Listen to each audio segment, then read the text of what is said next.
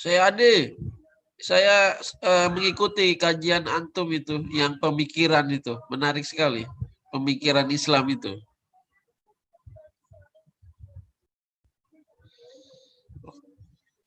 Apa ini? Pemikiran Islam apa? Ada itu beberapa di YouTube-nya saya ada itu tentang pengantar pemikiran Islam. Mantap.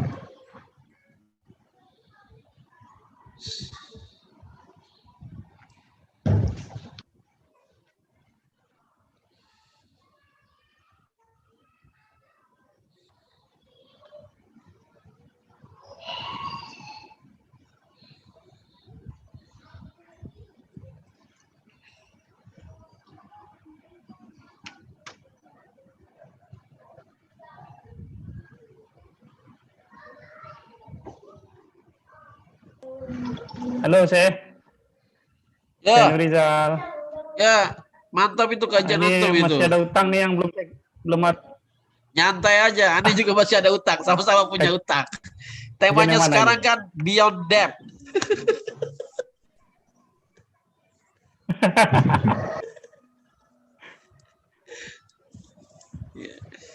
Ya, agak ini.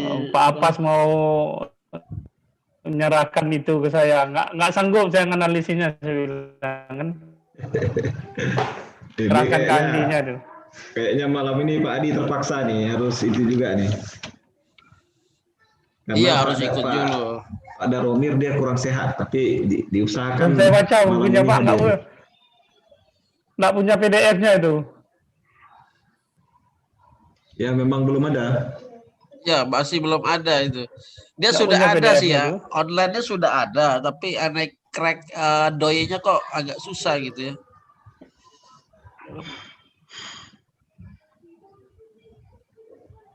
Iya, enggak mau. Kalau yang reviewnya cukup banyak itu. Ya, banyak yang review buku beliau, banyak. Masuk yang udah ini mereview Prof. Mehmet Asutei. Kalau Pak Apas pusingnya nampak nih. Ini ya, setelah yang Islamic Capitalism itu ya. Iya.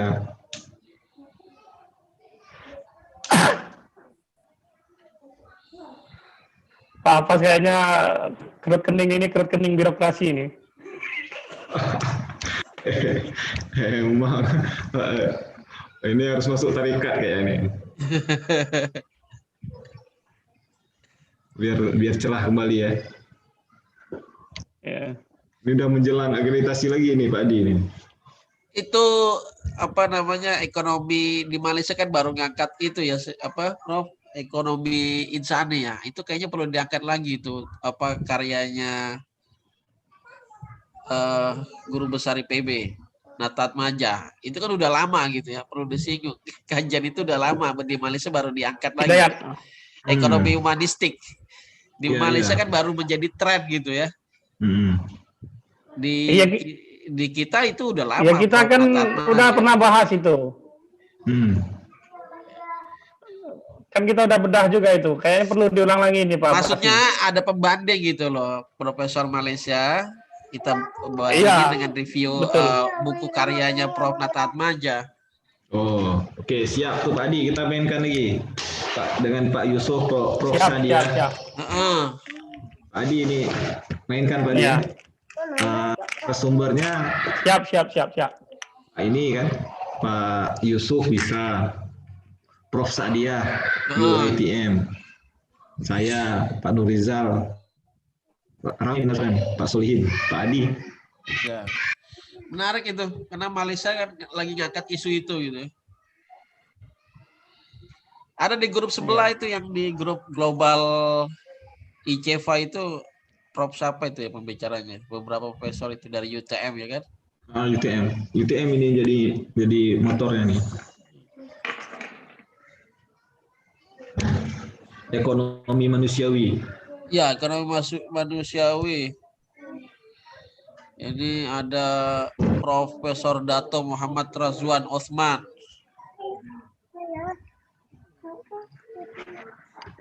Ini Prof Sadi banyak. Gimana bibir? Ih, mana?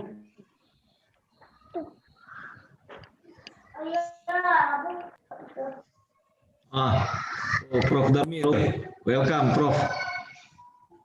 Selamat pagi. Ya, di sini selamat malam. Selamat malam. Di sana malam, di sini masih pagi. Yes. Di sana subuh mungkin ya. How are you, Prof? Very good. How are you? Good.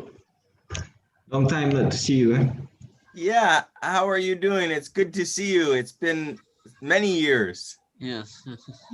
Yeah, I think the last time you were in Malaysia is in 2015 or 14. 2015. Yeah. 15, right? Yeah. Yeah, it's about 5 years now. It's time goes too fast. Yeah. So, Anak saya sudah besar. Sekarang ya, berapa umurnya? 14 sama 11. 11. Wah, Ya. 14 sama 11 ya? Ya, lelaki 14, perempuan 11. Ya, itu sekolahnya SMP. SMP. Ya. Tentu saja. Di sini juga. Ya. So, di sana macam mana COVID? Masih ada? Ya. Terlalu banyak COVID. Ya. Kami di sini menunggu sampai sudah tidak ada COVID lagi. Iya. Ini kami menunggu juga, tapi sudah bosan. Boring ya? Sudah bosan sekali. Selalu di rumah. Kampus buka atau tutup, Prof? Kampus buka, tidak ada murid semua di rumah. Ya. Tapi kita ke kampus. Kami ke kampus. Ya. Ini yang udah berhadir di sini itu ada dari Jakarta, tuh Prof Nurizal will be one of the speaker as well. And then ada Selamat pagi, Prof. Selamat pagi. Terima kasih banyak. Sama-sama. Nice to meet you in Zoom. Nice to meet you too. Where are you in Jakarta, Prof Nurizal? I live in North Jakarta. Jakarta Utara is Priuk, Tanjung Priuk. Oh, okay. Yeah. I used to live in Pejompongan. Yeah, Pejompongan. Ya, dulu saya tinggal di Pejompongan. Oh, Pejompongan. Yeah, I see the place. Welcome to Pejompongan. Dulu. Ya. Berapa Itu lama? Ada 2 tahun. Tahun 2005. Ada studi di sana, Prof. Studi di Pejompongan tentang apa? Ya, sama studi sedikit. Tapi sebelum itu saya belajar di UGM di Jogja. Oh, Jogja. Ya, itu tahun 2000. Ya, tahun 2000. Kalau saya tidak salah. Dan saya juga tinggal di Banten. Oh, Banten. Cilegon ya, Cilegon. Ya, di Cilegon, di Krakatau Steel. Masya Allah, ya. So, selalu pergi pantai lah ya. Ya, sedikit. Masih yang paling banyak ke pabrik. Oh, ke pabrik ya, Krakatau Steel ya. Pabrik besi. Besi ya, pabrik Krakatau Steel. Si. Ya. Okay, so should we start now? Yeah, wait a minute, Prof. Oh, okay. Can we do in English? My Indonesian is jelek sekali. Yeah, we can do in English. Okay. Also, mix the Prof. language. Nurizal, Mix. which university are you at? No, I'm now in Taskia Islamic University College, Taskia, Taskia, okay. located in Bogor, Oh, West okay, in Java. Bogor. Yeah, Bogor. Yeah. We welcome you to Thank Bogor, you. Prof. Okay, yeah, I hope to come to Indonesia soon. I miss Indonesia. When COVID is over, I will come back. Yeah, Hopefully, amen. hopefully to Jakarta and to Aceh. Oh, And don't I will host you in Aceh. I hope so. Are you in Banda Aceh? Yes. So I leave Isra in 2016. I go back to my Okay. home in Banda Aceh. You finished your degree at INSIF. No, in IUM. Mm, I was working IIUM. in Isra for about 3 years, I think. Okay. So Dr. Ali Jinnah is also leave Isra. Oh, he left ISRA. Yeah, now he is in Kuis, Police University Islam Selangor. In Selangor. Okay. Have you Is he contact him? teaching? Yeah. He's now a lecturer as well as Sharia advisors for several Islamic finance institutions. MashaAllah. Oh, okay. Is he on the Sharia board? Yes. I think 2 banks and 1 Islamic insurance. Okay. Yeah. I thought you could only be So- advisor for one bank at a time. Have they changed the rule? No, there is a limit now. Yeah, 1 bank. So in Malaysia, the type of banks there are 2 or 3 types of banks. Mm-hmm. Commercial banks, and then investment bank, and then rural bank. So in Okay. of bank, you can advise only 1 bank. Only one thing. Okay, one in each category. Yes. Okay. Have you been doing any Sharia advising? I know. No. Not yet. Yeah. Sheikh Nurizal, Okay. yes. What's that? Sheikh Nurizal. Yeah, in Indonesia. Yeah. In Indonesia, we can advise more Islamic bank, not like in Malaysia, only one bank. Okay. Yeah, so we can be a Sharia advisor for 2 or 3 Islamic bank. Okay. Are you doing advising, Prof. Nurizal? Yeah, still.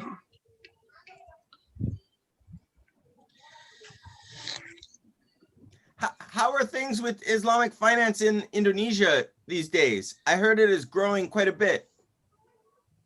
Yeah, now we have currently a committee of Islamic Economic and Finance, is Komite Nasional Ekonomi Syariah, Ekonomi dan Keuangan Syariah, under President Jokowi.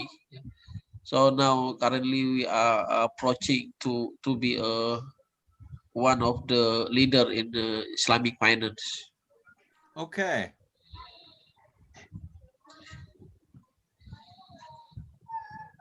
How are the things with COVID in Indonesia? Is it lots of is it a big problem or not so bad? Yeah, it is a big problem. Still worse in the especially in Jakarta. I bet. Yeah, very bad. But I heard that the virus doesn't do well in warm, humid environments. Like it doesn't travel as easily. Yes. Have, So they can travel easily in Jakarta, yeah, but because the government cannot stop them. Yeah. Do you know have any people who have gotten COVID in Indonesia? Yeah, we have some friends affected by COVID. Oh, really? Yeah. And even family as well. Oh no. Are they okay? Some's okay, some are not okay. Oh no. Yeah. That's terrible. Yeah, it's very terrible. It's amazing how fast. I never thought we would be living through something like this. Yeah. Changed all of our This year lives. it is not. Yeah, it doesn't stop as well. Do you think it will stop by the end of this year? Inshallah. Yeah, inshallah, hopefully, yeah. We will start in about 4 minutes more. Yeah, Prof. Daromir, just wait for some more crowd. Okay. Sounds good. Yeah. Where are the attendees from? Are they mostly from your university or from all over? From all over Indonesia, I think. Yeah, there is from Padang, Jambi, Yogyakarta, Jakarta as well, right? Yes. Pak Sepki dari mana nih? From Jakarta, Prof. Jakarta. From Jakarta, Sebi. ya. From Oh, Sebi. Sebi ya, Ciputat ya. No, Depok. Depok. Oh ya. Okay. Oh, Sebi dulu Sebi di Ciputat ya dulu ya waktu saya kuliah. Ya. Ya, Biasa tetanggaan. in Bojong Sari, Depok. Pak Sigit ya. Gitu. Dulu saya sering ke Ciputat, ke UIN. UIN, ya. That's my university, Prof. Ya. Sponsor saya di penelitian di UIN, Pak Azumardi Azra. Oh, Ya. Masya Allah. Historian. Yeah, Rector historian. ya. Yeah, At that time he was the rector. Yes. Rector, yeah. So Yeah, he that was must very be helpful. in the year 2000 eh? Yeah, that was 2003 to 2005 Okay. when I was in Banten. So Is he still the rector at UIN? They have a new rector now. New rector. Now There is is new. Prof. Amani. Yeah, ladies. Okay. I didn't know Prof. Amani. I knew some of the people at the institute he set up, the Pasca Sarjana. Yeah. He was the director of Pasca Sarjana as well after being rector. Right. Yeah. And they had an institute for the study of Islam in Indonesia or some such thing. Yeah. What is called as PPIM, Pusat Pengkajian yeah. Islam dan Masyarakat, yeah. Right, yeah, exactly. And I knew some of the people there like Dadi Darmadi and Jamhari Makruf. You know them? Yeah, Jamhari, eh? Yeah, He will Jamhari. be if I'm not mistaken, he will be the vice rector for a new university. We will have new university, Prof. Daromir. Universitas Islam Internasional Indonesia. Oh, really? Yeah. It will be in Depok. In Yeah. Depok? And Prof. Jamhari will be one of the vice rector, if I'm not mistaken. Excellent. Oh, that's great. Yeah. Director is Prof. Kamarudin Hidayat. Do you know him? Yeah. I met him, yes. Yeah. He used to be at UIN. Yeah. He's still in the UI. Ah, okay.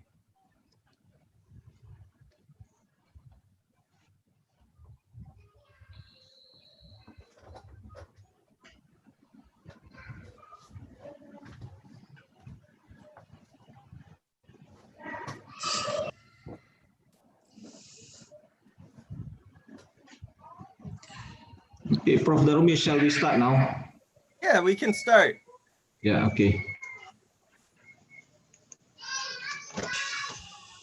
You haven't sent me your CV, but let me just start Sorry. with small introductions. Okay, yeah, no problem. Sorry about that. Okay. Assalamualaikum warahmatullahi wabarakatuh. Waalaikumsalam. Good night to everyone, and very good morning to Prof. Daromir Rudnikic. We are very happy that tonight we can meet virtually using this Zoom online. Yeah? And we will be discussing a new book actually, a new book written by Prof. Daromir Rudnikic. Yeah? Let me introduce him. Actually, Prof. Daromir he is now lecturer, an academician at the Victoria University, the University of Victoria in Canada, and he is a prolific writer. He has produced several books and numerous articles in various topics. And one of his specialization is in Islamic finance and as well as in Islamic business. So the books that we will discuss for tonight is about debt finance. So I met Prof. Daromir during his research in Malaysia. So I was very lucky at that time because Prof. Daromir kept coming to ISRA, to INSEF for research. And I met him. We are discussing about several things on Islamic finance in coffee shop in Malaysia, in Petaling Jaya, as well as in INSEF corner. So at that time, when I met him, I don't know that he will be writing about this book. So because his approach is the ethnographic approach, anthropology, he's anthropologist as well. So while doing research, we don't know that he's doing research. So at that time, he gathers various information from us, and then it has been. I read in one of comments about your books that you have done this research for about nine years, Prof. So 9 years until it becomes like this kind of book. So it is a long story. And tonight we will be listen first from Prof. Daromir about his books, and then followed by comments from Sheikh Nurizal Ismail, and then we will give some questions or we give some comments as well or discussion about the books, and we can ask anything to Prof. Daromir, and we will stop our discussion at about. So now it's 20:30. So we will discuss about this for about 2 hours, Prof. Daromir, for about 2 hours. Yeah, no problems, right? No problem. Yeah. Hopefully we'll enjoy this discussion and we will benefit from Prof. Daromir. Okay, please, Prof. Daromir. The time is yours. Professor Hafas, thank you very much. It is a real honor to be speaking tonight. And I want to thank you for organizing this event. It's really a privilege to get to speak to people in Indonesia. I lived in Indonesia for several years. I started living there in 2000, was the first time I went to Indonesia, and studied Indonesian Bahasa Indonesia at UGM for 3 months. And then I also lived in Manado. And then actually my first book is this book called Spiritual Economies, which I wrote, it was published in 2010 based on research that I did in 2003 and to 2005. And it was based actually on research that I did at Krakatau Steel in Banten. And while I was there, I got very interested in ESQ. I'm sure you all know ESQ, Pak Ari Ginanjar. So I hung out quite a bit with him and his brother Rinaldi Agusiana. And I learned a lot about the relationship between Islam and business. And I love Indonesia. Indonesia is my favorite country in the world besides Canada, where I live now. And it's a beautiful country with very friendly people. So I hope one day that I will be able to return to Indonesia and meet you again in Aceh. I've never been to Aceh.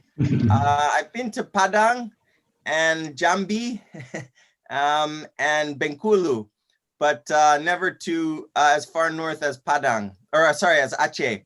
So I'd like to go there sometime, hopefully, inshallah. So after I finished that project in Indonesia, and while I was working on it, this was in the mid 2000s. It seems like a long time ago.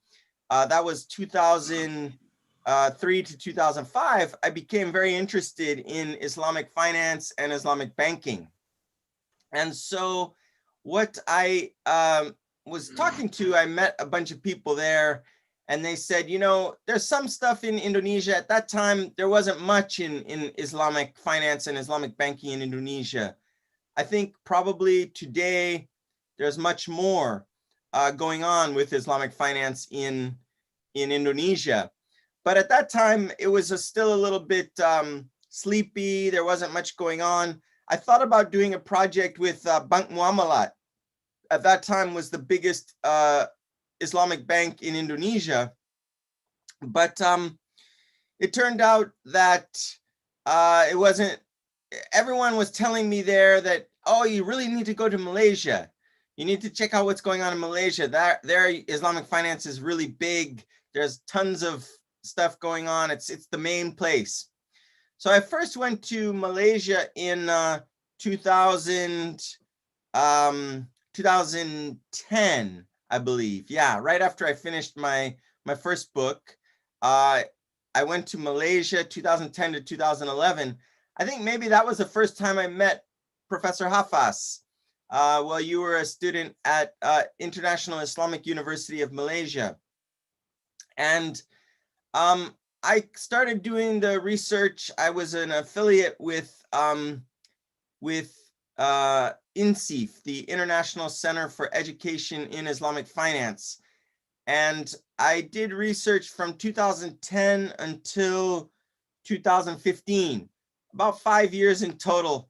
And most of the time I come back and forth between Canada and Malaysia.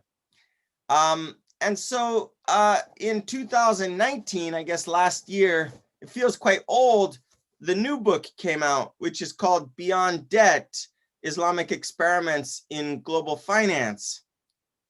And I basically make two arguments. Well, today I'd like to talk about two arguments in the book. And I'll talk a little bit about that at length. First is that scholars, people who study Islamic finance, have placed normative judgments on Islamic finance professionals. People such as regulators, bankers, Sharia scholars, and other experts working in the field of Islamic finance. And what I mean by this is that there's been a kind of critical criticism of Islamic finance. You don't have to look very far in the academy to find criticism of Islamic finance. I think one of the things that I'm trying to do in the book is, rather than criticize professionals for not achieving Islamic ideals, I want to examine the ways that these people, regulators, bankers, Sharia scholars, professionals, are seeking to address Islamic ideals. I think that the moral economy of Islam will not be achieved instantaneously. And I want to try to advance the idea in the book that Islamic finance now is still a project that is very much in formation. It's emerging. And the shape that it will take in ultimately is still very much undecided. The other argument that I'd like to make today is that really take on this argument that's very popular, particularly in English language work on Islamic finance, that Islamic finance is nothing but a smokescreen. And I think this is associated with people like Mahmoud El Gamal, Timur Karan, and others who have argued that Islamic finance is really just a smokescreen for conventional finance. You see this argument quite frequently, that Islamic finance is just superficial, doesn't make any real changes. It just well, a smokescreen, a cover for conventional finance. And what I found when I was doing the research was that actually people in the field, if you go and talk to them and you interview them and you listen to them and you listen to them talking to each other, is that Islamic finance experts are very conscious of that problem, and they are talking to each other about the best ways to address it. So what I like to do today is, in addition to making these arguments, is describe some of the debates in which I situate the research. I like to describe what Malaysia was working on when I was doing the fieldwork. I already feel it's a bit out of date. As Professor Hafaz said, I was there last in 2015. It's 5 years ago, and I'm sure it has changed quite a bit in the intervening years. So I already feel like my book is less anthropology and maybe more history. And maybe some of you know better. Maybe you've been to Malaysia more recently and can tell me what's going on these days. So then the third thing that I'd like to do is show some of the debates within Islamic finance, particularly with regard to the foundational principles, the prohibition on riba, the prohibition on maisir and gharar that make up Islamic finance. So the central problem or central question that I ask in the book is, what is Islamic finance? Now, I think this is a basic question, maybe an obvious question, but it's one that I think is quite useful for English language audiences, the English language audiences for whom I wrote the book, is very helpful. The other question that I ask is, what kind of alternative does it offer to conventional finance? And then the third question, perhaps most importantly, is what are the debates and differences of opinion among Islamic finance experts as they seek to create an Islamic alternative to conventional finance? Now, Professor Hafaz mentioned at the outset that my methods are anthropological and ethnographic. And what does that actually mean? Well, one of the things that we do as anthropologists is, instead of just reading and trying to make our deductions based on texts or based on an ideal representation of what an object is, we try to go and we find out what it is empirically. So my method, my primary method, was I wanted to go to a Muslim country where people were engaged in Islamic finance and find out what the people there thought about it and how they practiced it and how they debated the practices that they were engaged in. So I'm interested in what we call in the discipline discursive practice, what people say and do about a certain topic. And in this case, it's what do people say and do about Islamic finance? Now, the method then is very empirical. And of course, I had to travel to Malaysia. I was very fortunate. The Canadian government has a research fellowship program for professors that enables people to travel to other countries to address research questions. And I was fortunate to get a research grant from something called the Social Science and Humanities Council of Canada to come and spend, I think in total, about 1 year in Malaysia to learn about Islamic finance, to study it, but to study it from the inside, not from the outside. So what did that mean? Well, it meant that I went and I listened to what Islamic experts themselves were doing and saying. And I want to be very clear that I'm not an economist. So my methods were not about model building or doing mathematical analysis, doing modeling of Islamic economies or anything like that. I don't do math. The other thing that I'm not is I'm not a specialist in Islamic sciences. I mean, I've read a bit about the history of Islam, obviously, about methods in fiqh, in Sharia, and so forth, but I'm not an expert in Islamic finance, or sorry, Islamic sciences. I don't speak or read Arabic. So my claims to authority about Islamic finance are based on what I would call serious observation and listening. That is, going and talking to Islamic finance experts, people engaged in Islamic finance, and trying to find out what they do and what they say. So the research for the book, as Professor Hafas mentioned, is that it's based on going and really talking to people, listening to them, observing them.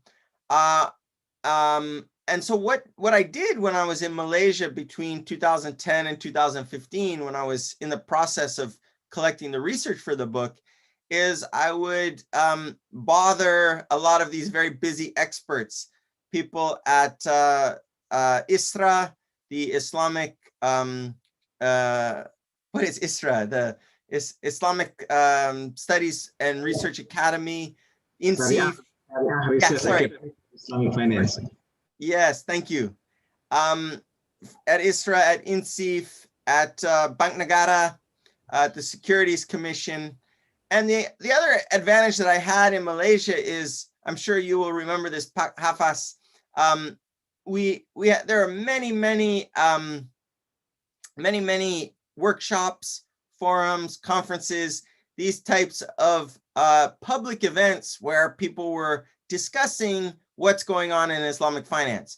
So I kind of came in as an outsider and tried to figure out, okay, what are the main questions? What are the main problems? What are the main issues that these experts are engaged in, they're talking about? And I tried to understand Islamic finance from the perspective of those who were practicing it and seeking to develop it, to really make Kuala Lumpur the New York of the Muslim world. That is to say, the central clearinghouse for a bunch of contracts and so forth. Contracts, institutions, regulations, instruments, the kind of central node in a global economy that would operate according to Islamic prescriptions. So, as I mentioned previously, I came into this project having done an earlier project that came out in this book called Spiritual Economies on Islam, Globalization, and the Afterlife of Development. And this project focused mainly, as I said, on, you in Indonesia will all know the ESQ movement that was started by Ari Ginanjar. And I was very interested in the way that influential business and political leaders in Southeast Asia were combining Western ideas from human resources management with popular psychology and self-help books, trying to make the argument that Islam was conducive to business success. And they were basically arguing that being a better Muslim would make one a better manager, a better employee, and ultimately more competitive in a global economy. So at that point, as I mentioned previously, I became very interested in Islamic finance, and I wound up going to Malaysia to do the research for the second book. And I was very blown away by even the first few days I arrived in Malaysia. I was blown away by how much was going on at the time in Malaysia on Islamic finance. You know, the industry seemed to be visible in a way at that time. It's probably much different today, but it was much more visible in Malaysia than it was in Indonesia at that time. As you know, there were over 20 Islamic banks operating in the country, from Bank Islam, the first Islamic bank in Malaysia that was started in 1983, Bank Muamalat, all the domestic Islamic banks from Maybank Islamic to some of the foreign banks like Kuwait Finance House and Al Raji, Asian Finance Bank, that had been allowed to operate in Malaysia. And I found that, I guess one of the things that I was most interested in was the way in which the central bank, Bank Negara, had taken a very active role to develop and cultivate Islamic finance in the country. I'm sure many of these details will be familiar to most of you, but I found it very interesting how the Malaysian state had made a massive investment in education and training. Among other things, they invested over 200 million ringgit to establish INSIF and ISRA. They attracted talent from around the world. So one of the interesting dimensions that I found in Malaysia was that they hired scholars and practitioners from the Middle East, from North Africa, from South Asia, from all around the world to come to Malaysia to think about and try to develop an viable global Islamic financial system. The other thing that, of course, Malaysia did that I think was very strategic, very interesting, was to lobby the OIC, the Organization of the Islamic Conference, to headquarter the IFSB, the Islamic Financial Services Board, in Kuala Lumpur. And so I think the strategic aspect of this was to make Malaysia a center for Islamic financial regulation globally. And this was all in the air at the time. They were seeking, these experts and government officials and others were seeking to position Malaysia as a kind of global hub for Islamic finance and what some people called a gateway to the Islamic economy. Now, I want to note that my approach was not to look at Islamic finance as something that was finished or complete, but rather to analyze how it was a project that was still in formation, still emergent. And one of the tactics that I took in the book was to say, look, what Islamic finance looks like today may not be what it looks like in the future, may not be what it looks like in 5 years, in 10 years, in 25 years, 50 years. You know, we don't really know where it's going, what it will be like, how the world will change. But I think what I tried to argue was that the Malaysian state was making a kind of bet, a speculative gamble, if you will, although one that was halal, in order to say, look, we think that Islamic finance is going to become extremely important in the future, and we want Malaysia to be pivotal, to be central in those efforts. Now, the key debate that I found in the book is the problem of how to provide capital, how to facilitate the provision of capital without resorting to interest. Okay, so on the paper, that seems obvious, right? That means, how do you get what I say in the book, beyond debt? How do you make capital available for business development without resorting to interest-based lending? So the central problem that I focused on was, what does the prohibition of interest mean in practice? What does it look like?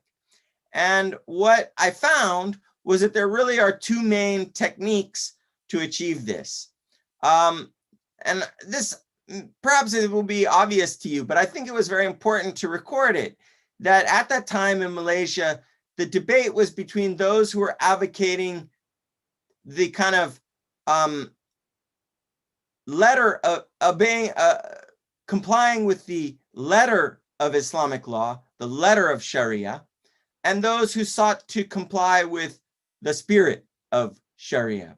So the first technique then that I found was the use of paper sales of tangible assets to create flows of financing. And these contracts involve things like in Malaysia, the most common contract at the time was, of course, Ba'al-Ina. You all know Ba'al-Ina. And this would create what they called a Sharia compliant contract through the sale and repurchase of an asset on a payment deferred basis. Of course, there are other versions of this type of a sale-based contract. A tawaruk or commodity murabaha would be another version of this kind of a sale and buyback transaction. And obviously at that time, the bankers really liked this kind of a contract because it used a workaround to replicate a conventional loan contract. Of course, the criticism was that while it met the letter of Islamic law, it didn't really meet its spirit. And so what I found was that there was a second type of contract that many people thought was superior to the Ba'al-Ina. And this type of contract was equity and investment based rather than debt based. And the most common contract that was used, or the one that was thought to be best, was the Mudarabah. I'm sure, as you will all know, the Mudarabah is a profit-sharing contract that was commonly used on the Arabian Peninsula prior to the revelation of Islam, and was a standard economic arrangement in the classical Islamic world. The Prophet Muhammad, of course, famously used the Mudarabah in his trading activities. And so the Mudarabah then is a contract between an entrepreneur, a Mudarab, and an investor, in which the latter invests in a business venture and then is granted a pre-agreed percentage of the profits of the enterprise. And the entrepreneur provides his or her skills, labor, and managerial expertise. So these contracts, of course, are used as are viewed as more preferable because they are seen as intrinsic to the spirit of Islam. But the downside is that they are inherently more risky. In the sale-based contracts, what some people would call the debt-based contracts, there's no guaranteed, there's a guaranteed payment. But in these equity-based contracts like Mudarabah, Musharaka, and so forth, there's a risk that if the business doesn't generate profit, then there wouldn't be any kind of a payout to the investor. So I thought there's a few points about this. Reformers were at that time really advocating a shift from debt-based contracts to equity-based contracts. And it was that shift that I found really interesting. The problems that were created by that shift to facilitate a transformation of Islamic finance from a kind of debt-based system to one that would be more equity-based.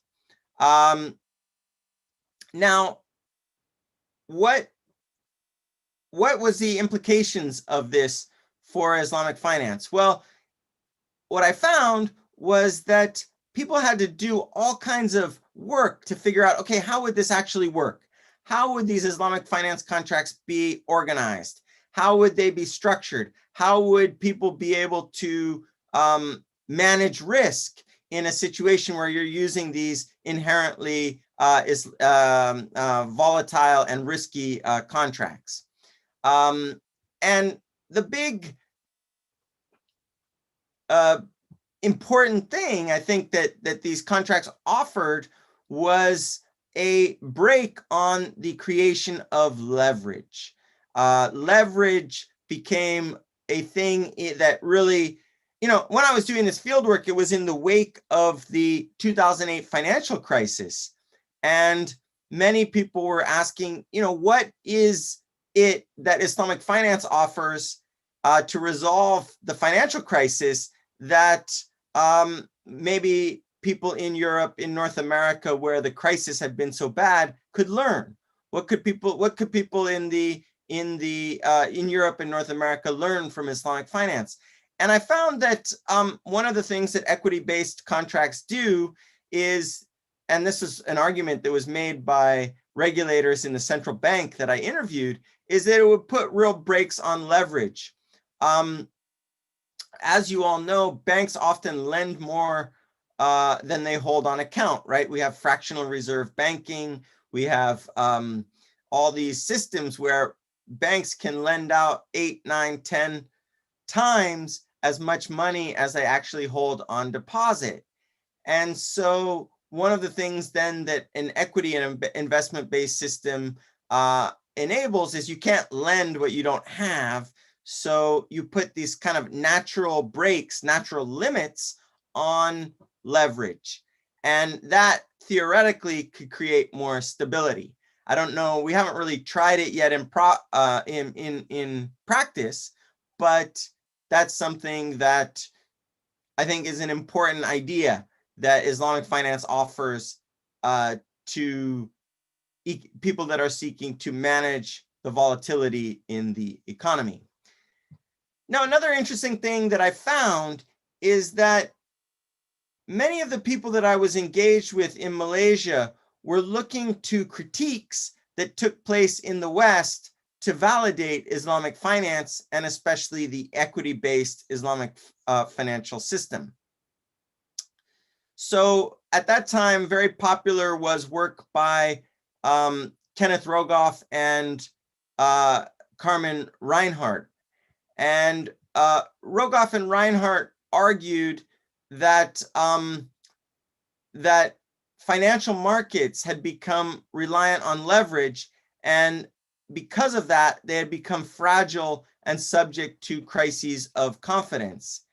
And I found that the arguments made by Reinhart and Rogoff were very popular among Islamic finance experts.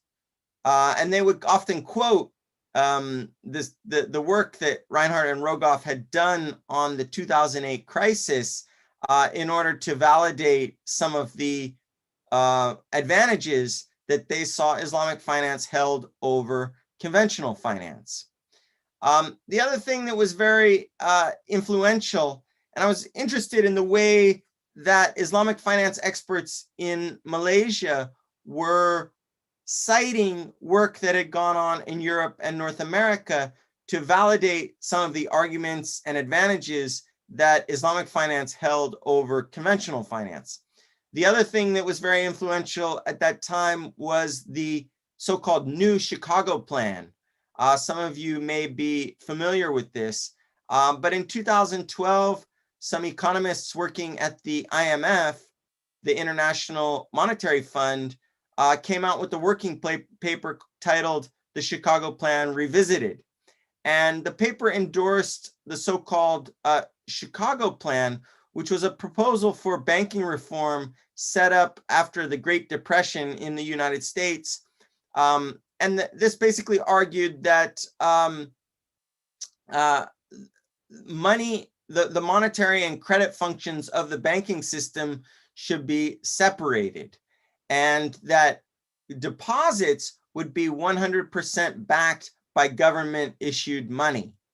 And so many of the people that I was talking to in Malaysia at that time said, look, this is very similar to, if not the same as, Islamic finance, right?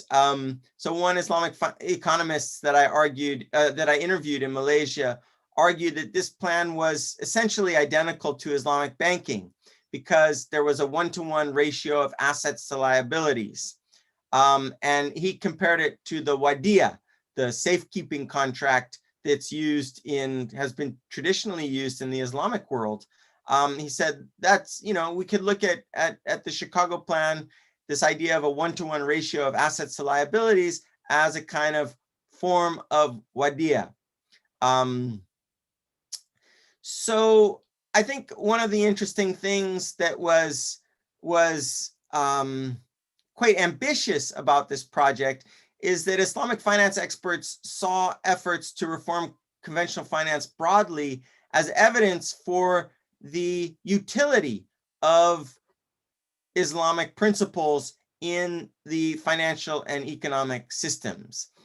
They interpreted things like the Reinhardt and Rogoff endorsement of equity and the IMF working paper critique of leverage as implicit endorsements for the utility and benefits of an Islamic financial system.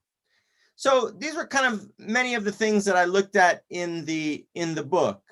I became very interested also in another phenomena that was taking place in Malaysia at the time. And I call this, in the conclusion to the book, geoeconomics, a kind of geoeconomic strategy. And I offer this concept of geoeconomics in contrast to the concept of geopolitics. So I think in the 20th century, many the global interactions between nations were usefully captured under the rubric of geopolitical strategy, or the notion of geopolitics. And the most notable, I think,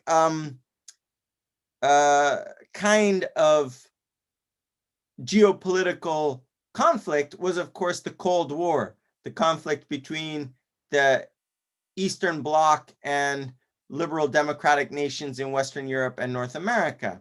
And this kind of led to all sorts of political analysis that we now understand as geopolitical.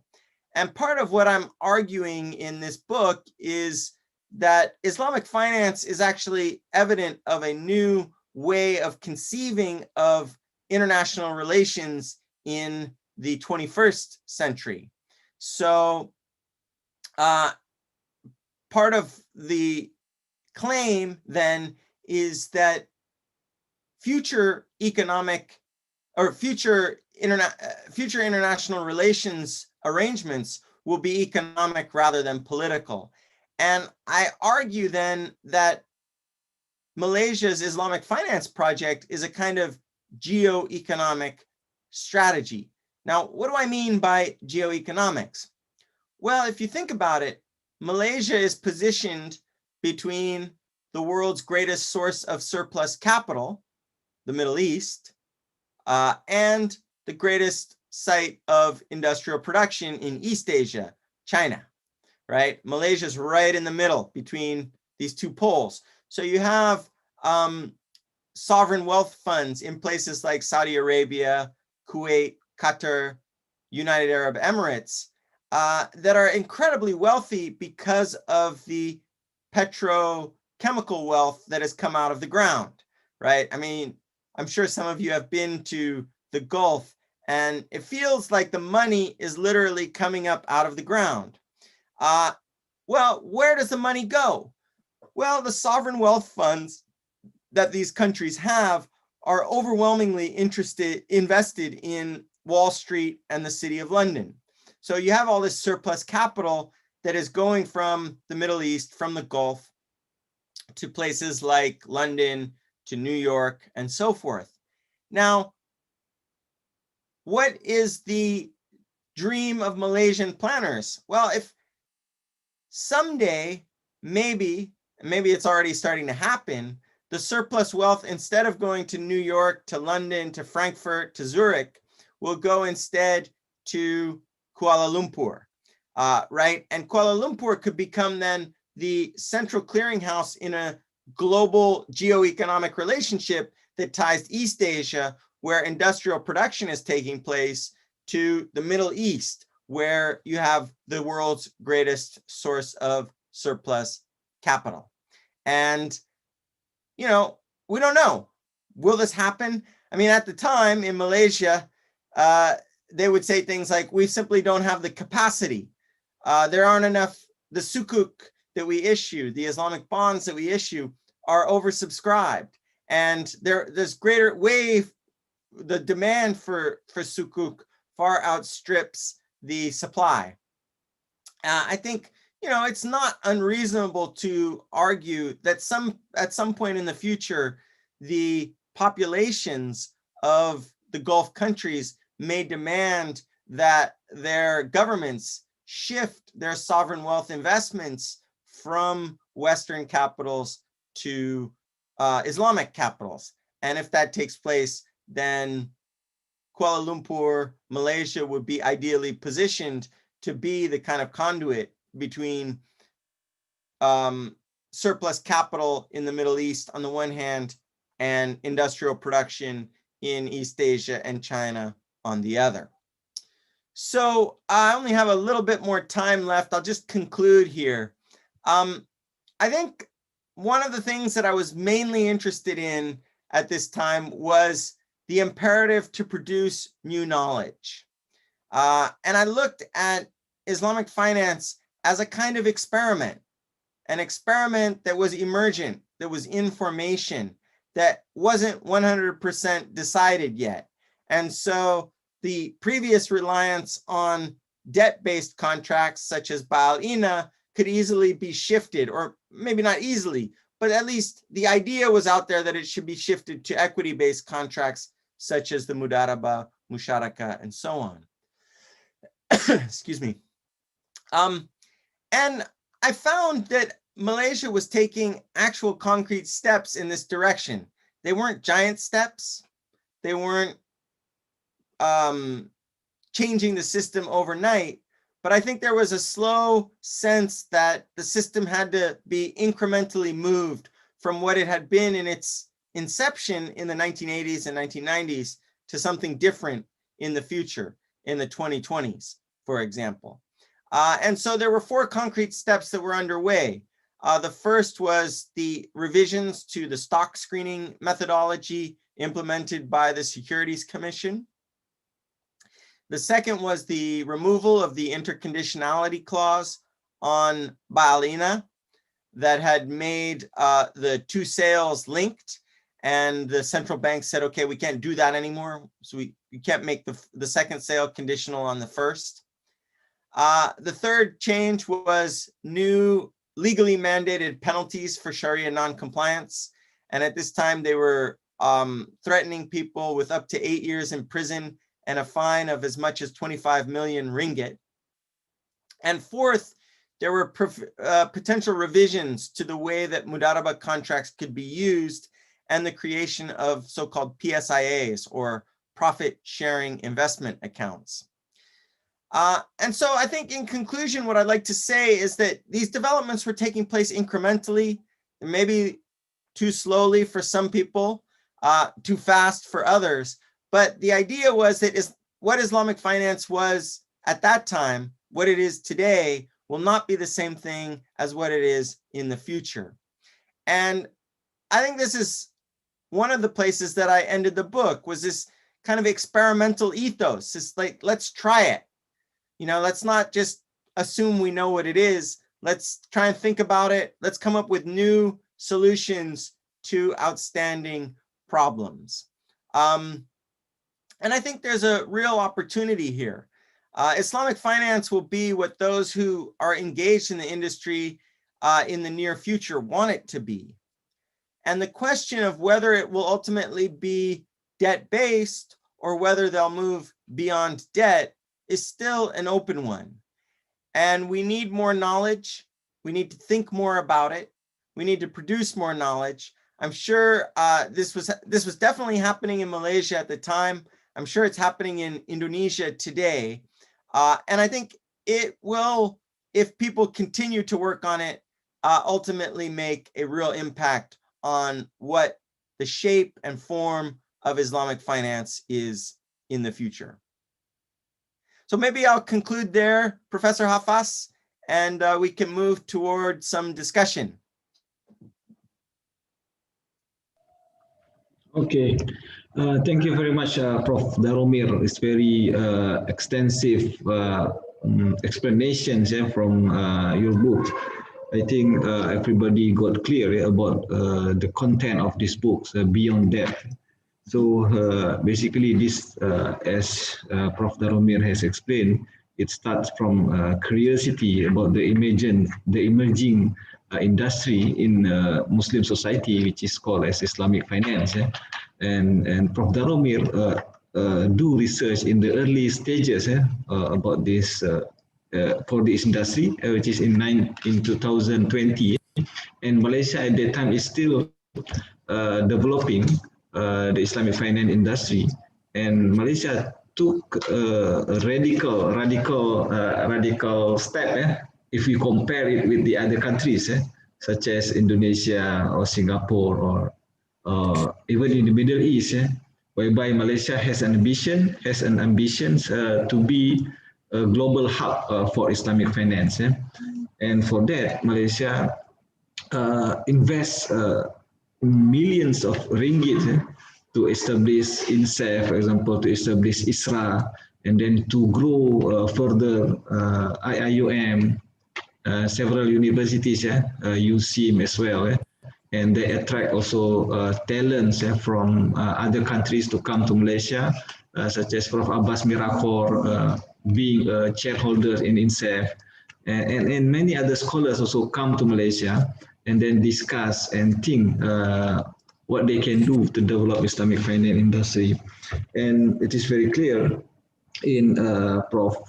Daromir explanations that yes, some has said that Islamic finance is just a smoke screen to conventional finance, superficial. It doesn't make any substantial changes for conventional finance, but this is the challenge that Malaysia attempts to address. So for that, at the end of his explanation just now, he says that there is some changes or some new development for Islamic finance industry in Malaysia, whereby Bainah has been removed, right? And then there is a revision in stock screening in the Securities Commission. And then, with IFSA, Islamic Financial Services Act, in 2013, Malaysia also has put some penalty for Sharia non-compliance, right? And then attempt to have a PSIA or profit sharing investment account to introduce mudarabah in the picture. So there are some changes, but let's see what will be the comments or insight from our Professor Nurizal Ismail, who will be the second resource person for tonight's talk. Okay, Prof. Nurizal. Yeah, the time is yours. You can comment in English, or if you want, you can comment also in Bahasa Indonesia. Okay, please.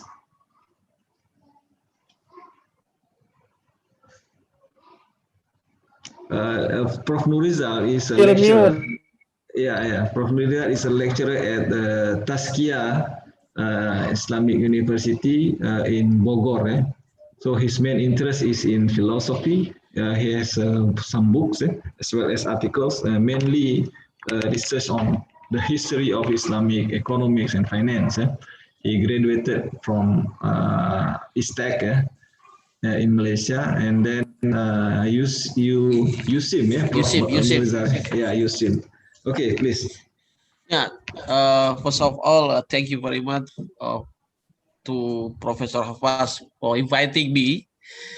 I cannot say it is a review. Yeah, I think it is very inspiring book. Yeah, thank you, Prof. Daromir, for giving us inspiring talk and discussion on Islamic finance in Malaysia. Yeah, as mentioned by Prof. Hafaz, yeah, this book is written by Prof. Daromir using anthropology, and I think is also related to history. Is later on, will be the history of us. Islamic finance in Malaysia.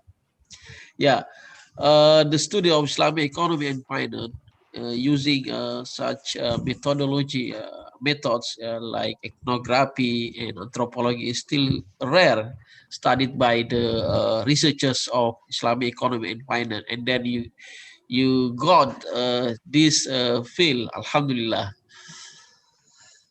and you give a clear pictures of us on Islamic finance in Malaysia. When I read your introductions of your book, it is very interesting. The way you write is telling us like a history, very systematically, and then I got the point what you want to discuss and find the conclusions. As you mentioned, the key of the debate of Islamic finance in Malaysia is how to provide capital without interest base. And then there are many criticism. Not on, I think the problem of Islamic finance is not only ignoring interest base, but there are many dimensions that we should pay attention, such as the behavior of the human resource, and then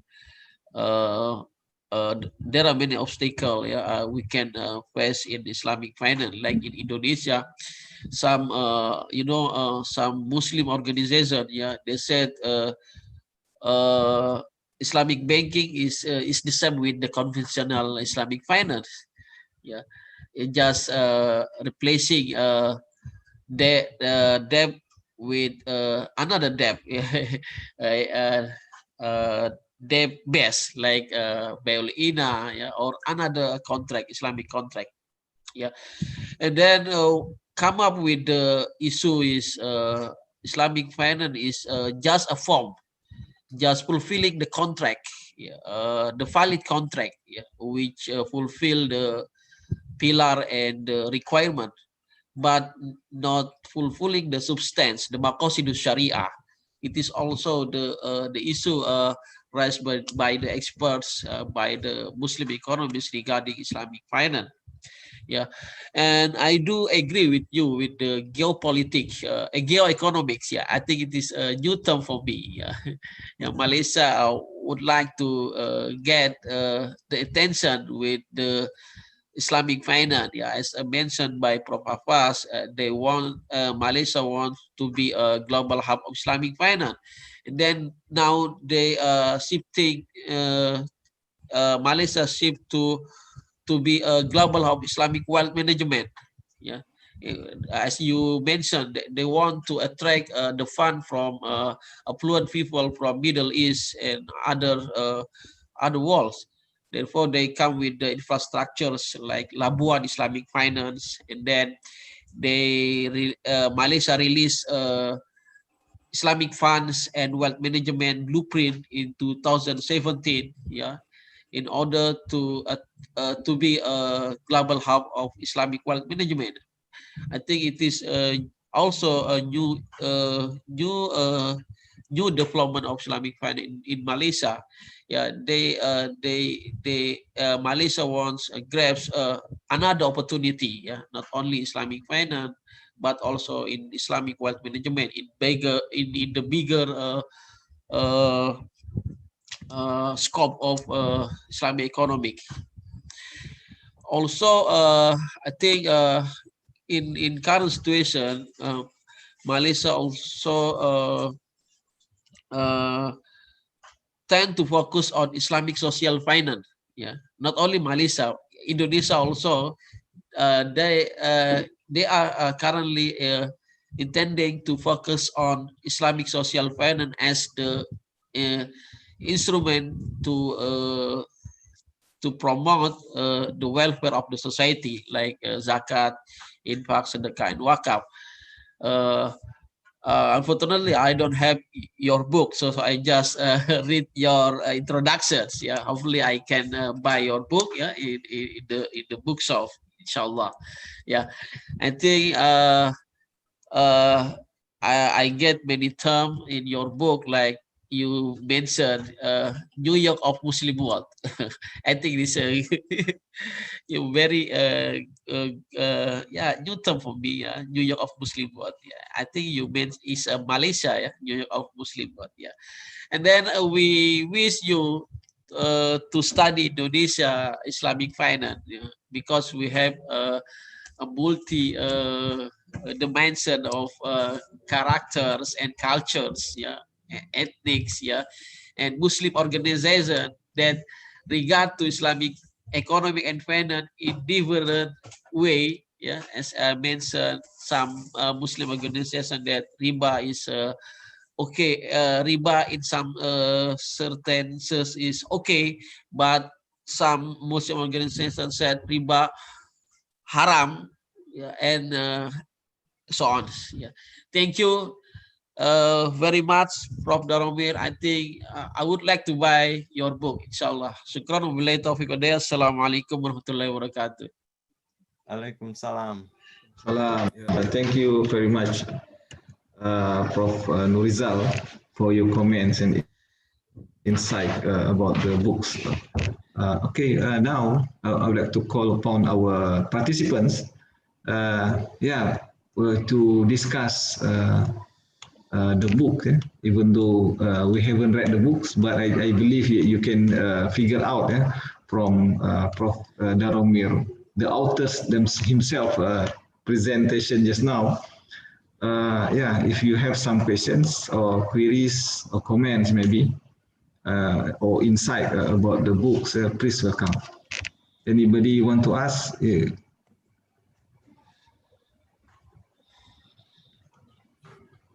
I think in check book.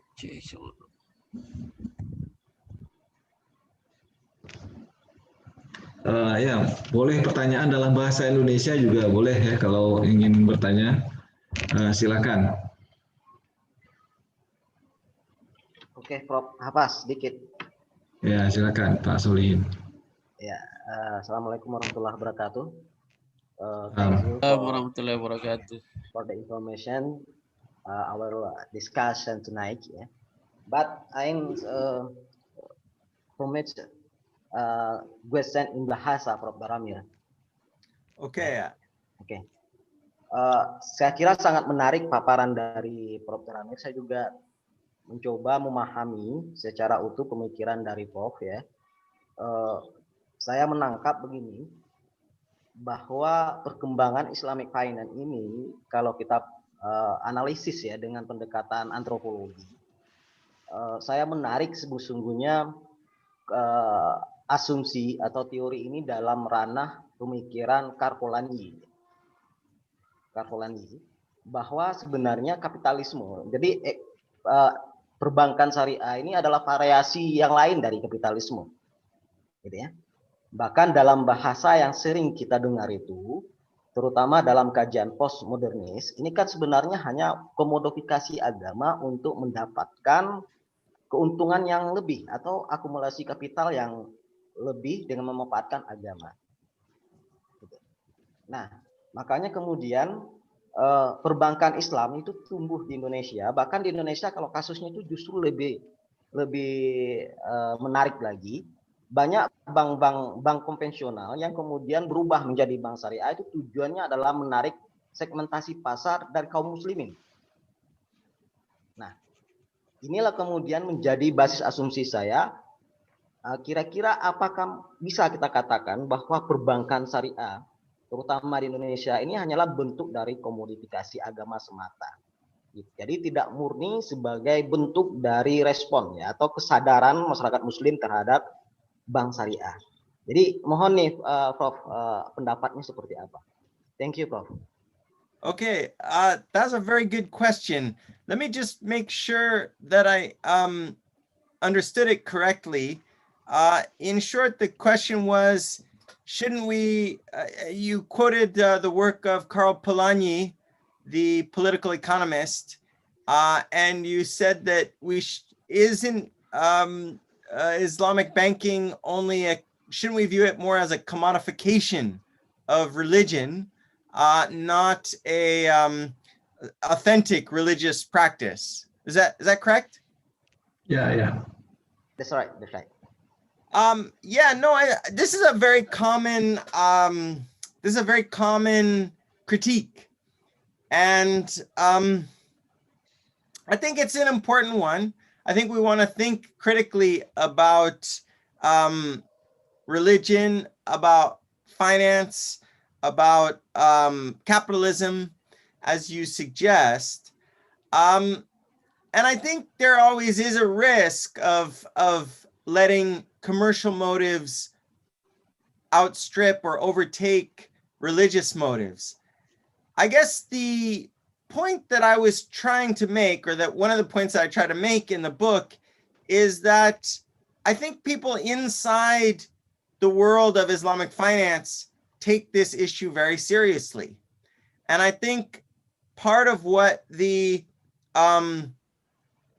efforts to debate and to think about what the difference might be between a debt-based system and an equity-based system is precisely a response to this question, right? I think one of the things that I found in Malaysia is that the people arguing for making the argument that Islamic finance was nothing but a kind of commodification of religion, that they were sensitive to this. And the Islamic finance experts in Malaysia were actually thinking about, we have to make a legitimate system. We have to make a system that is not viewed simply as a commodification of religion, not just using religion as a smokescreen to cover up what is essentially a capitalist system.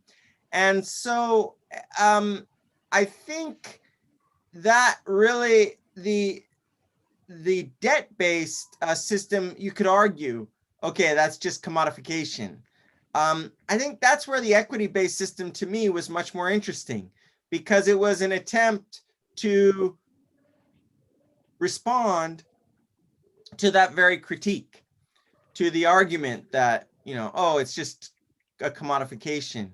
And so when you saw these people sitting down, regulators, Islamic finance professionals, Sharia scholars, and saying, okay, well, maybe a equity-based system, a system relying on investment, would be more authentic than the debt-based system. That is in itself a kind of response to the kind of Polanyian critique that Islamic finance is nothing but the commodification of religion. And I think that's the lesson that I learned, and one of the arguments that I try to make in the book is precisely the way in which various types of experts were seeking to respond to the critique that Mr. Professor Sholehan is suggesting. That this is a question that isn't just one that scholars and critics from the outside are asking, but is actually internally generated. And the shift then is the attempt to move Islamic finance from debt-based to equity-based is precisely an attempt to respond to and address the critique that Islamic finance is nothing but a smokescreen or a commodification of religion for the interests of capitalist growth and capitalist development. Okay, thanks, Prof. Daromir. So Muhammad Solihin is from your university as well. He's now studying in Universitas Gadjah Mada in Yogyakarta, doing PhD. He's based in Bengkulu. He didn't introduce himself just now. So you have been to Bengkulu, right? Yes, I was there one time in 2000 after the earthquake. Yes. Okay. Okay. Any other questions from the participants?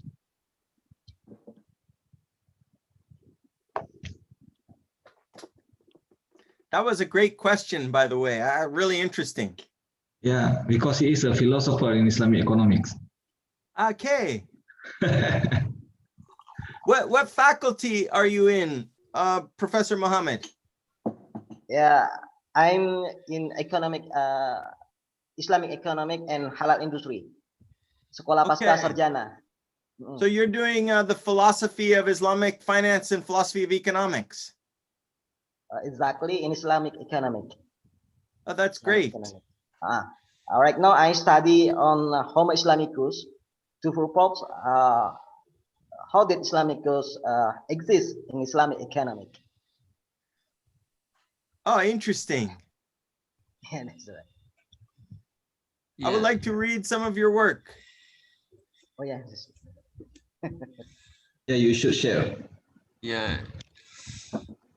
Any more comments? Maybe Syekh Nurizal kalau mau menjawab. I would like to ask to Prof. Daromir.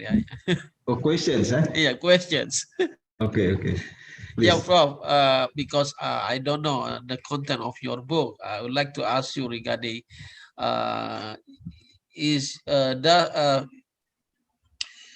did you put some economic thinking of experts, like in the past, or the other Muslim thinkers from Malaysia regarding the development of Islamic finance?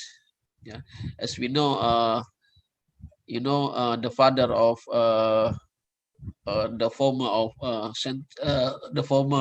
governor of Central Bank of Malaysia, Zeti Akhtar, is the one who established Tabung Haji Malaysia, and then he is thinking on Tabung Haji Malaysia is the milestone of Islamic banking in Malaysia. Did you put some ideas how Islamic finance was established in Malaysia by the notion or thinking of the Muslim scholar from Malaysia? Yes, that's a great question. There is a chapter on the history of Islamic finance in Malaysia, the longer history. So there's a chapter on that. Chapter 1 actually has it's titled "An Infrastructure for Islamic Finance," and it addresses the earlier efforts to establish Islamic finance in Malaysia. And of course, the traditional starting foundational point is, as you say, the moment when Tabung Haji gets established in the 60s to facilitate savings for pilgrims who like to make the Hajj to Mecca, to Saudi Arabia. So I definitely sought to address that. Now, it's not really, I mean, I said it's a work of history, but it feels like history now. I didn't go into great detail on the history of Islamic finance in Malaysia. So there's not a tremendous amount of detail. I mostly used secondary literature to tell that history. But the main thing that I focused on were contemporary efforts to debate and think about and experiment with what Islamic finance is and what it should be. So I used the history to kind of set up the contemporary, the debates and the questions and the practices that are going on today. But I do have to obviously tell some of the key moments in the history of Islamic finance historically. So yeah, I talk a little bit about that, but it's not in any great detail. Thank you, Prof. Thank you. Okay, is there any more comments or questions from the participants, please? I have one question, Prof. Hafaz. Okay, please, Brother Reza. Oh, please introduce yourself as well. to Prof. Daromir. Okay, thank you. Thank you very much, Prof. Daromir, for your nice introduction for your publication for the book. I didn't get the honor yet to read your book, but I read the introduction and comments from people reading your book. It's interesting you wrote a book comparing an approach from experimental research in Malaysia against the debt-based financial system. My question is, do you think a country legal system also influenced shaping the contracts provided by the Islamic financial institution? As we know, Malaysia is based on common law. As for Indonesia itself, for example, we're adopting civil law, and countries in the Middle East, they're adopting Islamic law. If it yes, which legal system you think provide a more flexible room for Islamic financial institution to create a contract, especially an equity-based contract? Thank you, Professor. Okay. That's a great question. The legal dimension, I think, is really important. And of course, this was one problem that people in Malaysia were trying to work out. So one of the things that I describe in the book were some of the experiments, legal experiments, that the Malaysian state was engaged in trying to adapt common law to Islamic finance. And so I talk about some of the very well-known cases in Malaysia where there was a sort of impasse between common law and Islamic finance. The most famous one, of course, is the case on the BBA facility, and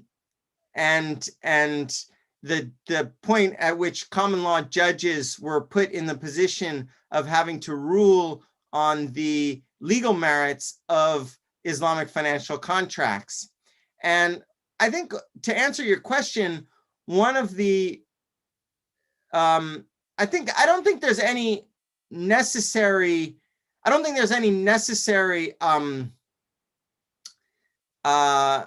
well, one of the things that the Malaysian experience shows is that there's not any necessary legal infrastructure that will determine or decide the shape that Islamic finance will take.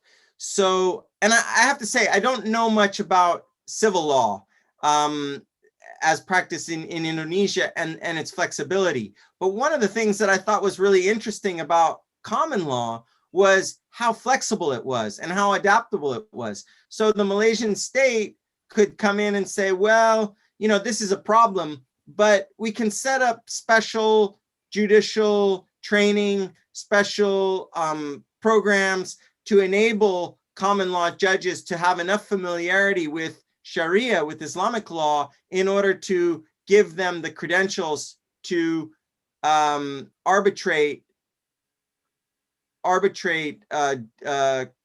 disputes in the Islamic financial system.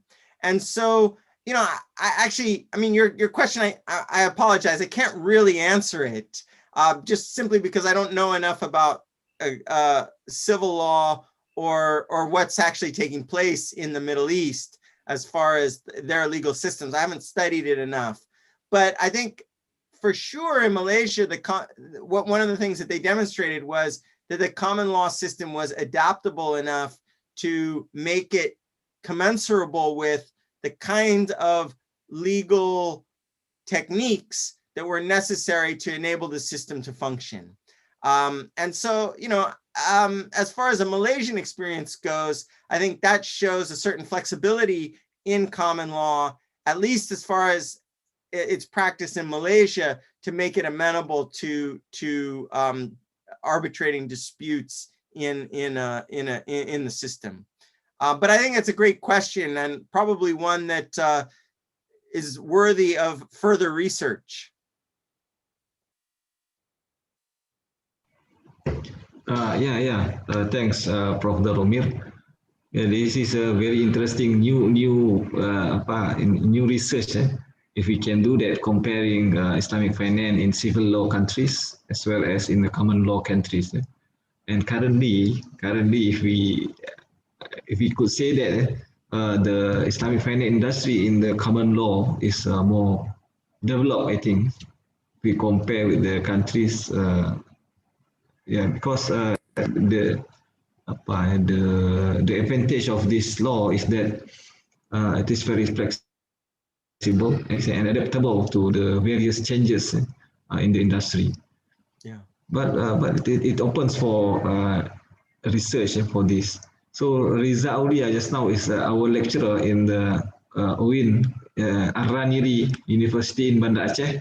Okay. So yeah, in Aceh you have also UIN, like in Jakarta, Universitas Islam Negeri Ar-Raniri. So he is the student of Prof. Mehmet Asute. Oh, okay. In UK. Yeah. Durham. In Durham, yeah. He's Durhamite. Maybe I would be very curious to learn from you all whether the what are there similar issues in Indonesia that emerged in Malaysia as far as conflicts between common law and Islamic financial contracts? Were there similar issues that have come up as far as civil law judges ruling on matters of Islamic law and so forth? Is that an issue? And what kind of problems have come up in Indonesia related to that issue? Hey, Brother Riza, please answer the questions. Now I get to ask some questions. Yeah. Well, it also difficult for me to answer that, Professor, because I don't have any publication on that. But thing that I can share to you is in Indonesia we have two different level of supervisory board. We have a national level and also the organizational level. But in Malaysia, we know that they just have in the level of organizational for supervisory board, they don't have any national supervisory board. Maybe that's why they tend to be more flexible in creating a contract to Islamic finance. But it's a difficult thing in Indonesia because we have that kinds of level to supervise the Islamic financial institution. Okay.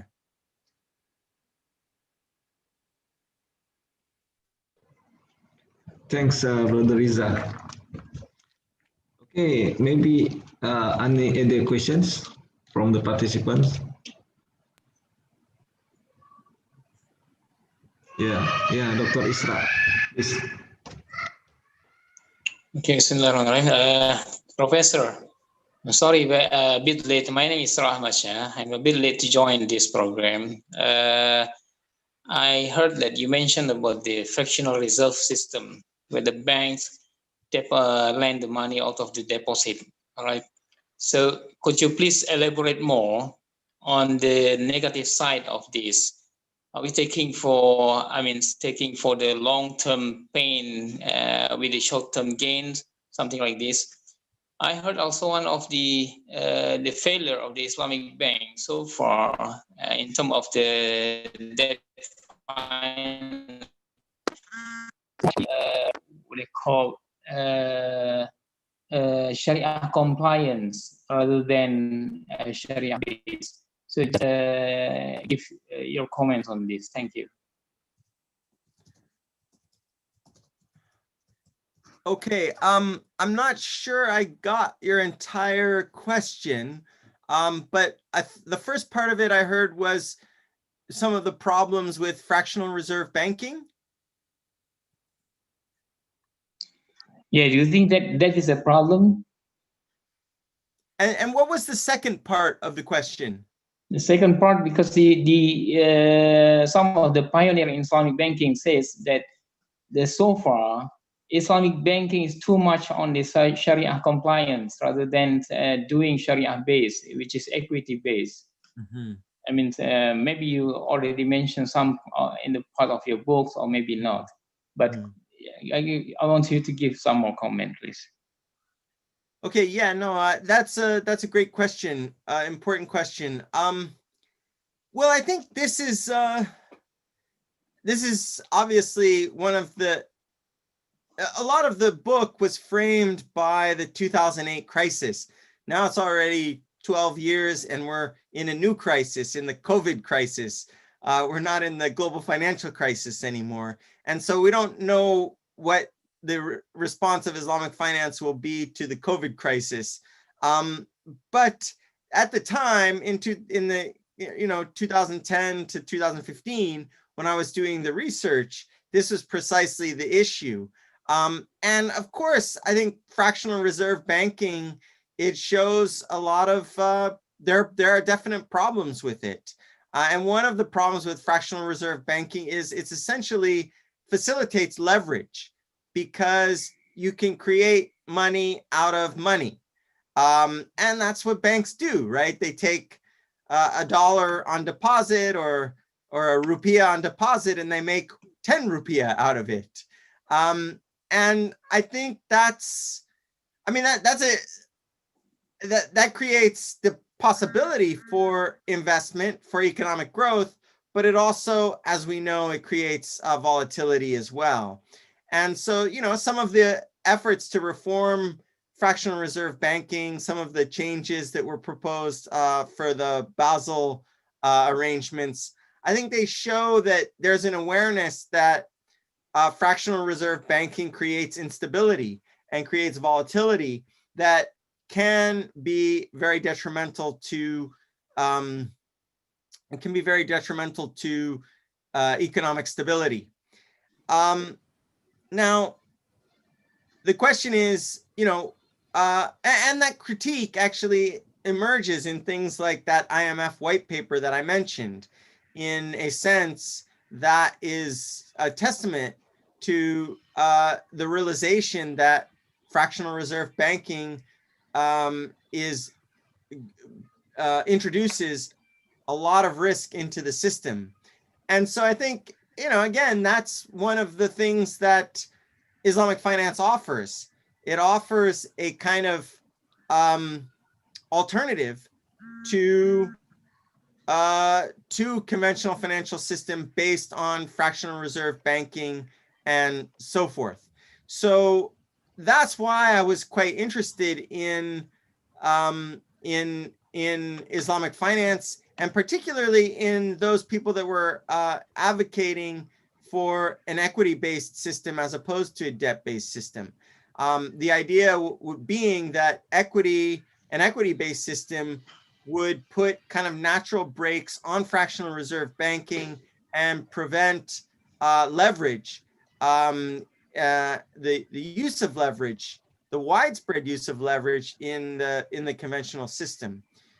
So I think it's a great point.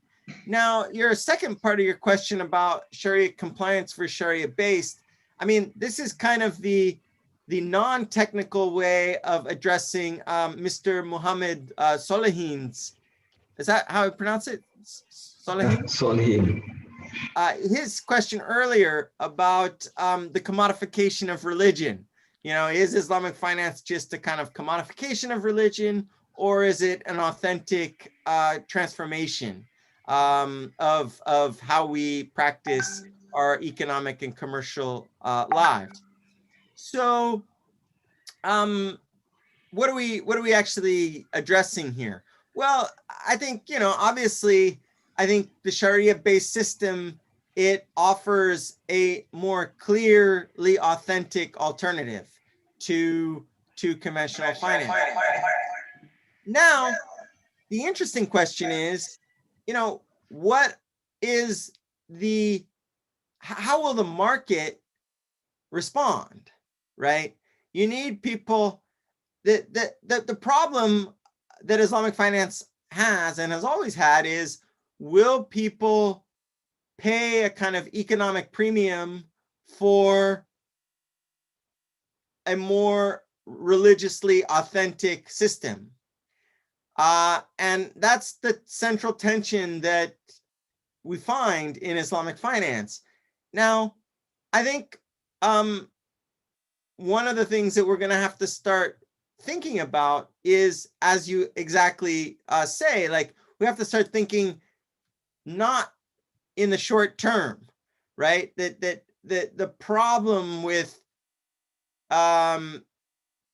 capitalism is that it's often based on short-term calculations as opposed to long-term calculations. And we see this not just in terms of economic volatility, but if you look at things like the environment as well, right? We've prioritized development, and we've prioritized growth over economic well-being, over environmental well-being. And now we're starting to see the effects of that transformation, right? We have a situation where, climate change is taking place much more quickly than people had thought, and we're putting human life and human systems at risk. And so I think part of what Islamic finance gets us to do is rethink how we make economic calculations. And we're going to have to do that not only for moral and ethical and religious grounds, but for the grounds of the very survival of the species. As climate change gets worse, we're in a situation where the systems upon which human life depends are being put under threat. And so I think at this level, there's some common cause between ethical finance, economic environmental economics, and Islamic finance, right? They both introduce a kind of longer term, as you suggest, longer term calculations than the short-term calculations that people involved in business and capitalist activity have made heretofore. So I think it's a great point. I think we can get from, fractional reserve banking to addressing the questions of climate change in one package, right? And so I think there's actually a tremendous opportunity, and part of why I wrote the book is to appeal to people that have maybe thought about this, the problem that you raised, the problem between long-term pain and short-term gain. People are thinking about that in Europe, in North America, in Canada here, but they think of it maybe only in the environmental terms. And I think we can kind of identify what we've thought about or what's been called intersectionality. So there's a kind of intersectionality then between Islamic finance on the one hand and environmental activism on the other hand. And to try to emphasize this intersectionality, we maybe can go to some step toward reforming our economic systems to make them more conducive, not just to economic stability, but to environmental stability as well. Thank you, Professor. Thank you.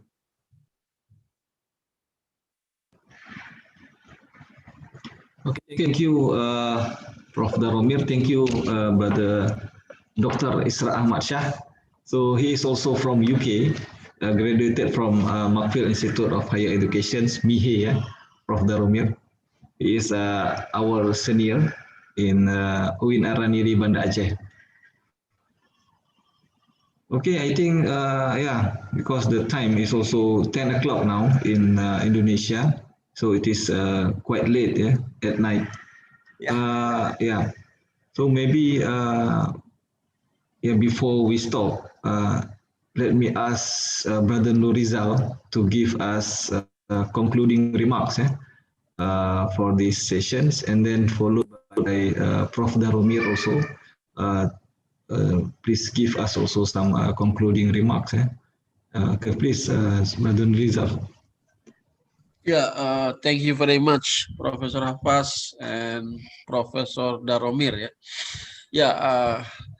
I think these are very good discussions today, tonight, in the morning in North America. Yeah, I'd like conclude for these sessions. Yeah, Islamic finance is Islamic institutions. Yeah, that has been progressing, yeah, in the world and still changing and progressing. Yeah, as mentioned by Prof. Daromir, yeah, it's not stopped, yeah, but still progressing, yeah, to get or to achieve how the Islamic finance to be the genuine, yeah, in their product and services, not only mimicking, yeah, to conventional ones. I think it is the issue how we as Muslim economists or practitioners on Islamic finance to pay attention, yeah, on the product, yeah, and services on Islamic finance that uh,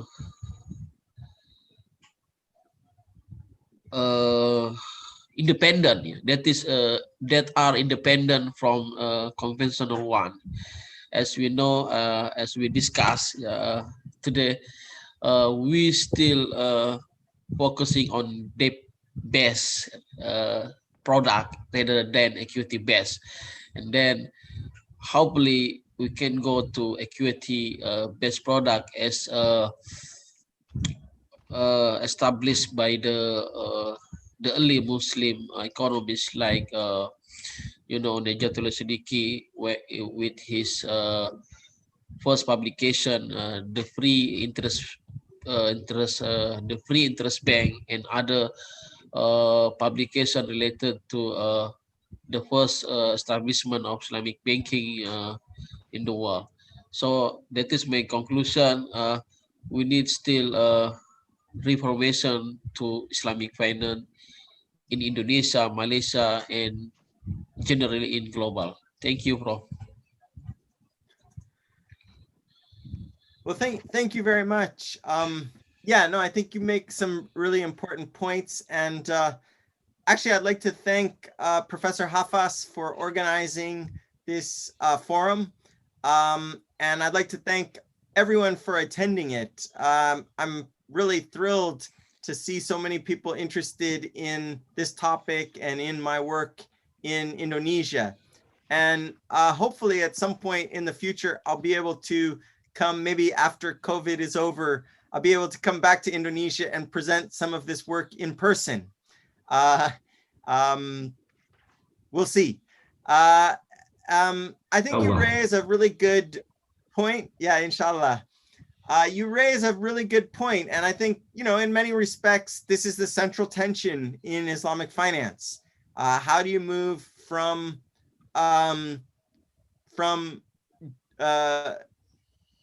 mimicking contracts that mimic conventional finance to those that actually make some substantive change in the organization of economic life? And I think, maybe one of the ways that this could be done is emphasizing this idea of intersectionality, the intersectionality of Islamic finance with other efforts to reform finance. I'm thinking of social finance. I'm thinking of environmental finance and ecological concerns.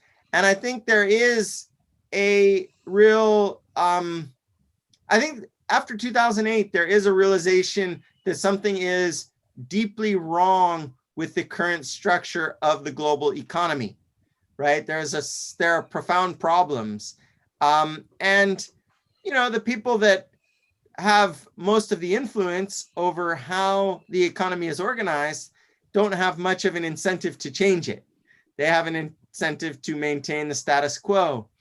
But I think, those of us that aren't benefiting as much from the global economy, we're the ones that have to get out and start getting these ideas out there, to point to these alternatives, to point to say, well, the famous quote from Margaret Thatcher is, there is no alternative to neoliberalism, right? There's no alternative. We have to do it this way. And I think, one of the points, maybe one of the main points that I try to make in the book is that's not true. There are always alternatives, and that how we operate an economy is up to us. It is not something that is preordained, and we can decide whether we want to organize it according to an equity-based system or a debt-based system. And if we want to shift from a debt-based system to an equity-based system, and there are social reasons that's beneficial, and there are environmental reasons that's beneficial, and there are other reasons that's beneficial, then I think it's policymakers can facilitate those transformations. So I don't have any kind of idea that Islamic finance is going to, radically reshape the world, but I think it can make incremental changes that maybe will benefit humanity in the long term. And I think it can do so by emphasizing intersectionality, its overlap with other efforts to reform finance, and emphasizing the ways in which it has a kind of, in some ways, it will fit very well with environmental work. In other ways, maybe not. In some ways, it will fit very well with corporate social responsibility and efforts to reform finance in places like New York or Wall Street or London. And in some ways, it won't.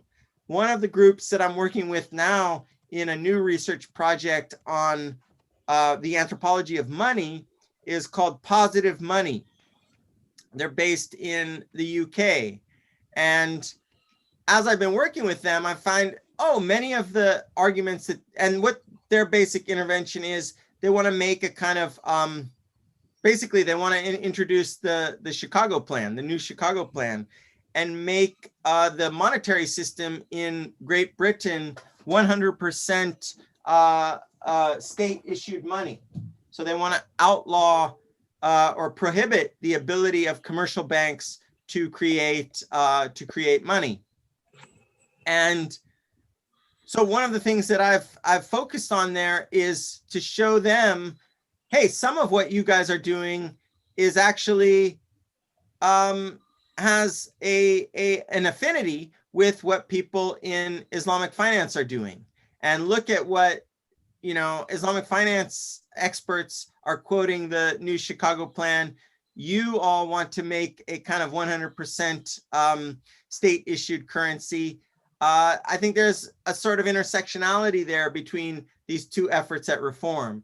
And so I think it will take a kind of recognition of our common interests and our common humanity. And that's basically what I tried to do in the book, is to say, look, we can't believe those people that are telling us that there is no alternative.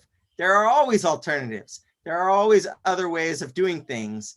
And what we decide to do ultimately is only limited by our imagination, by what we believe is possible and what we believe is not possible. And I believe that the human capacity for imagination is infinite. It's unlimited, right? We can imagine almost anything. And so it's not too much of a stretch to imagine a equity-based economy. The hard part, of course, is bringing that into being. And my hope is that this book will go to make some small step in bringing that kind of economy into being.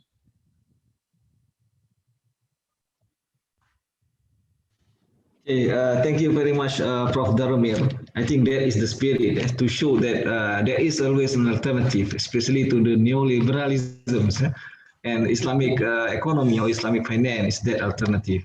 Even though many scholars also try to say that it is not an alternative, it is just commodification of religion under the picture of capitalism or neoliberalism. But there is the debate is always there, and that is and in your book is really able to capture all the picture from your explanation just now also. And I've been there also in Malaysia. and I have also enjoyed the debate between Sharia compliant, Sharia based, and the debate among the professors, as well as the debate among the practitioners themselves about how we do Islamic finance. And I have so many things here, and what the experience of Malaysia is really other countries has also to follow, especially in Indonesia, how they invest a lot of money to set up a kind of institution, research institution, educational institution to develop Islamic finance. This is something Indonesia has to follow as well. And I think there is the way we have seen currently in Indonesia by setting up Komite Nasional Ekonomi dan Keuangan Syariah, as well as the government also currently support the educational institution as well as the research institution for research in Islamic finance. The only difference is that in Indonesia there is no so much talents from outside comes to our country to share their expertise. Unlike in Malaysia they invite a lot of talents come to their country, and then Malaysia benefits from those experts. Hopefully, Indonesia will follow that, attract the talents and the scholars from abroad, and then come to Indonesia, and then teaching and give us some insight about Islamic finance. Okay, thank you very much, Prof. Daromir. It's really benefit us for tonight forums, and hopefully we can arrange another meeting or forum like this to share and discuss about just now is very interesting about the money, the concept of money, because after COVID we have to rethink the concept of money itself. So we have to rethink everything after the COVID, including we have to rethink the way we do finance. Islamic finance also, if doesn't follow the changes, we leave behind. Okay, thank you very much, Prof. Daromir. Thank you very much for all the participants who came to the forum. Please fill up the form. We have provided the form to record your names as well as certificate. We'll give the certificate for the participants. Thank you very much, Prof. Daromir. Thank you, Prof. Nurizal, and all the participants. Wabillahi taufiq wal hidayah. Assalamualaikum warahmatullahi wabarakatuh. Waalaikumsalam warahmatullahi wabarakatuh. Thank you, Prof. Afas, Prof. Daromir. Thank you. I hope to meet you all in person someday. Yeah, welcome to Indonesia. Okay, welcome to Canada. Yeah, I wish go there. I hope you can come, but don't come in the winter. It's too cold. Yeah, I have one professor, I know her, Prof. Maya Smitler. Do you know him from Ottawa University? I know the name. I've never met her. She wrote many economic history, Islamic economic history. Prof. Maya Smitler from Ottawa University. Yeah. Okay, I would like to meet her. Okay, I should go get ready. I have to go to work now. Yes. Okay. Thank you. Thank you, Prof. Bye. Thank you very much. Bye. Bye. Okay. Mantap Mantap kali itu. Pak Adi apa mantap-mantap, nggak ada kasih komen. Iya, diam aja. Repot saya, nangis-nangis semuanya nih, tiga nih. Masya Allah. Itu tiga kecil-kecil semua atau bagaimana itu? Dimulai dari 3 tahun ya. Oh, I see. 3, 2, terus 3 bulan. Baru 3 baru. Ya. Kalau udah diserahkan ke ahli nanti selesai lah urusan. Enak. Mantap dia, banyak risetnya. Riset antropologi itu menarik tuh. Ya, menarik, Ya, menarik. jadi Perkembangan perbankan Islam di Malaysia itu udah terekam di dalam buku Prof. Daromir. Yeah, really get a picture of Islamic finance in Malaysia. Kita ini harus tulis juga nih. Pendekatan antropologi itu Pak Solihin kayaknya tuh. Ya, kemarin itu kemarin diajakin juga apa Jawa ya, tapi ini Jawa itu Prof Bejo. Ya, jadi Jawa kita diajakin untuk Jawa Barat Tazkiyah, Jawa Timurnya Unida, Jawa Tengahnya Unisula. Jadi buat seperti itulah kajian antropologi keuangan syariah. Itu menarik juga. ya, ini kalau itu dilakukan, tren risetnya bisa berganti ini.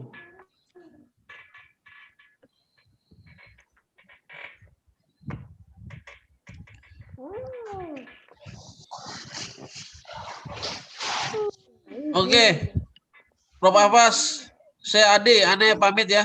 Ini mau marking nilai juga. Sama-sama. Ya, Assalamualaikum. Siap. Waalaikumsalam warahmatullahi wabarakatuh. Saya sudah siap ya. Saya sudah siap. Sudah. Ya. Tutup dulu ya.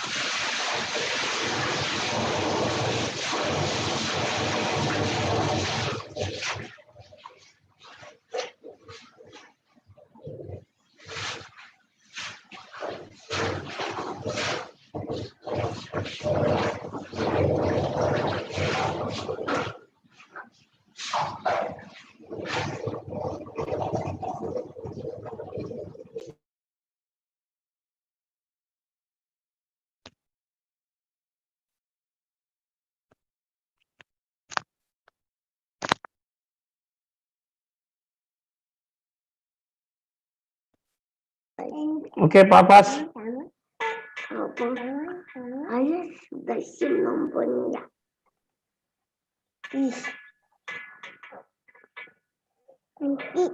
Nanti. Ya, bola. Oke, Pak Adi, sorry tadi Pak Mandi. Siap. Oke ya, jadi insya Allah kita ketemu lagi nanti. Saya akan kasih tahu kalau ada kegiatan berikutnya ya. Oke, siap. Oke, insya Allah. Mantap lah itu. Mantap. Oke, yuk, Assalamualaikum. Mantap.